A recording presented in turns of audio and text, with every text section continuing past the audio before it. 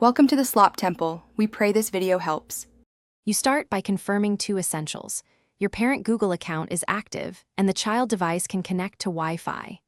Open the Family Link app, tap the plus icon to add a child, and choose whether to create a new child account or link an existing one.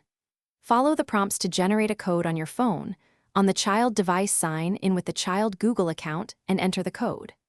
Once done, Family Link will pair the devices so you can continue setup.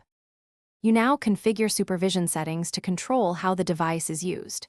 Install the Family Link app on the child device, sign in with the child account, and make sure you grant required permissions like device admin and location so features work.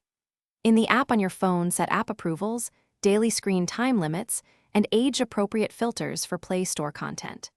Make sure to review bedtime and device lock settings. These enforce routines and explain why each permission is needed for safety and tracking.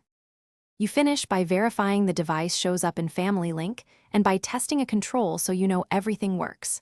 From your parent app, select the child, then try a remote lock or set a short break to confirm commands arrive. If the device doesn't appear, make sure both devices are online, the child used the correct Google account, and the Family Link app is updated. If issues persist, restart both phones and try pairing again. That fix resolves most connection problems. Thanks for watching. Consider subscribing if we helped you.